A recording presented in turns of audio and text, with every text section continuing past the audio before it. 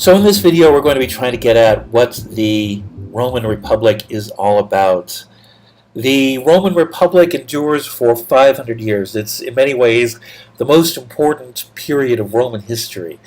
And so we need to get a really good sense of why it is that the Romans turned to this form of government, what it is that they're trying to accomplish by establishing a republic, and how that republic actually works. Because this gives us a lot of insight into what it means to be a Roman and how it is that the Romans are able to accomplish so much not just in terms of conquest, but in transforming the entire Mediterranean world culturally, socially, economically, politically, militarily, in every respect that you can think of. And so the legacy of the act of getting rid of the kings, is the meaning of this act has profound effect on the entirety of history from that point onward. It is under the Roman Republic that the Romans conquer the Mediterranean. There are no emperors until after the empire is already established. 500 years after the kings are dispensed with. And so what the Romans do is they become fed up with the kings. They eject not just the actual people that are ruling over them, but the very concept of kingship. This is a revolution. This is a revolution on behalf of the noble families. But this is a very broad range. This is a very large group of families. This is hundreds of families that belong to the upper end of Roman society, that are essentially saying that we collectively have responsibility for Rome. We no longer want or need one person to stand above us. And so in place of the kings, they establish a system whereby they attempt to rule collectively in such a way that the preeminence of the ruling families are preserved without any one person becoming more important than anyone else. These are the guiding principles of the Republic. One of the things that becomes a determining factor very early in Roman history is the importance of the state religion. Because the gods must be consulted before every important action. This means the priests are important politically. The priests have political power. Because families are more important than individuals in Roman society, this means that it isn't the individual priests that are powerful, but it is the families that control the priesthoods. And so the key priesthoods become hereditary within families. Individual families control important priesthoods, and different priesthoods are controlled by different families. And so the group of families that control the priesthoods, each family that controls a priesthood becomes a patrician family, because they determine who are the patres, the priests. And so as a result, the patricians have a dominant position in Roman society.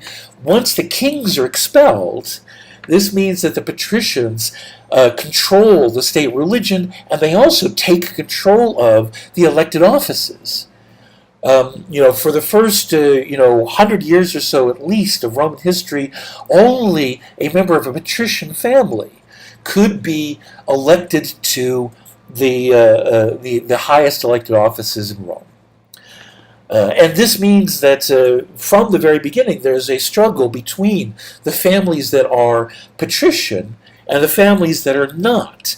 Once the Republic is established and we have this idea of all of the families standing together side by side, it naturally is a source of great tension. For only some of the families can be controlling both the religion and the state. So this is a conflict that we'll talk more about in a moment.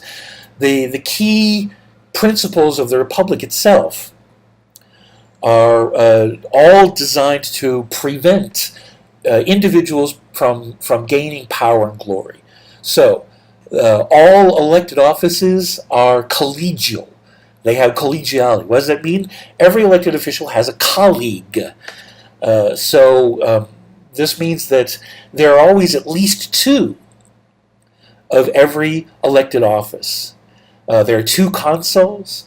There are, later by the time, the number of the next office down is the praetor. By the time we get to a later period, the number of praetors is fixed at 6, but there's always, from the very beginning, there are at least two. And then all of the other officials, the censor, the quaestors, the aediles, all of them are at least two, in order to ensure that if one person is selfish and self-serving and seeking of glory, seeking of power, the other one is there to balance him out, to stop him if necessary. The second thing is annularity. All elected offices are for 1 year only. Consul serves for 1 year, goes out of office. And later on, this is further reinforced by the idea that you can't be reelected. And so you pass out of office, and then you stay out of office, and someone else, or two other people take their turns as consuls, and so forth.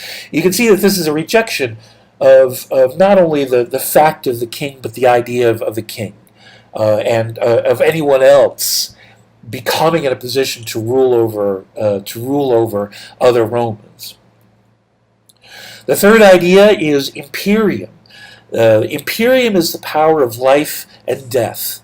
And so imperium is the power that a general has in the field, and the power to administer justice at home. Remember, there's a division, a very sharp division in the Roman world between everything within the sacred boundary, which is domestic, and everything outside the sacred boundary, which is military. Imperium has to be granted specifically to an individual. It doesn't come automatically with an office. So the two highest officials of the Roman Republic are the two consuls. And you are elected consul by the assembly. Your primary job as a consul is to lead Rome's armies, and secondarily to administer the city of Rome. In order to do this, you have to have imperium, but imperium isn't automatically granted as a part of being elected to the consulship. Imperium has to be granted to you after you're elected, as to the individual. And if there's something wrong with that, imperium is granted, as with everything else, after consulting the gods. If the gods say this person shouldn't have imperium, then there's a problem, and the person can't be installed in office, can't be inaugurated, and something has to be done. So imperium serves as sort of a stopgap to ensure not only that the people are happy with the election, but that the gods are as well. And finally, you have the cursus honorum. This is the ladder of offices. The basic idea is that everybody proceeds through the rank of offices at the same times, according to the same progression. You have to be a certain age in order to become an aedile, a quaestor, a praetor, a consul, and you have to, in order to be elected consul, you have to have been a praetor beforehand. Everybody goes through the same process. Everybody has the same resume. And so, once again, it's more about you have this pool of qualified Romans who have done everything that is necessary, and you choose from amongst them, not on the basis of glory, not on the basis of people having done crazy things in order to ramp up their reputations. Everybody has the same the same progression of offices, and what you have done with them, the ability that you've accumulated auctoritas through your previous service to Rome and to your family, is what determines your reputation amongst Romans and your likelihood of being elected to the next higher office. But everybody having the same resume, everybody going through the same process, is another means of leveling out the nobility and ensuring that individuals are not allowed to become preeminent, to have undue influence, to become dominant over others. That all of the nobility stands together, that all the families stand shoulder to shoulder in the governance of Rome. The Roman motto is SPQR, which stands for Senatus Populusque Romanus. This is the Senate and People of Rome. The QUE means and so this is the basic idea that the Roman people are sovereign, and that they are advised by the Senate in creating a prosperous present and a powerful future for themselves, ensuring the persistence and perpetuity of Rome. And so, the fact that the people is made up of not just patricians, but everyone else, means that there is a conflict from the very beginning of the Republic over the fact that the patricians had taken control over the state. This is known as the struggle of the orders. And this is a conflict between the patricians and all of the other, everyone else that is not a patrician falls under a general category called plebeian. Plebeian means everybody who's not patrician, and that means people that are all the way at the top of society in the most exalted noble families that just don't happen to have control of any priesthoods. Plebeian families come all the way at the top of society, and then everybody who's below the nobility is also plebeian. So on the one hand, the plebeians have numbers in their advantage, but on the other hand, the plebeians have nothing in common. The plebeian order includes both, extremely wealthy, important families at the top of society, and, skilled artisans living in the city, and, country farmers, people with large estates, people with small estates. The only thing that they have in common is that they have been excluded by the patricians. And so, interestingly enough, the way in which the plebeians are able to gain, stage by stage, greater say in the governance of Rome is through the idea of secession. In other words, in order to be able to force the patricians to give them certain rights, they essentially stage a strike when it comes to war. The one thing that the Romans need the plebeians for more than anything else is, to make up the armies of Rome, since it's the vast majority of Roman citizens. And so when there's a particularly intense level of conflict between the patricians and the plebeians, and the patricians are being extremely obstinate about refusing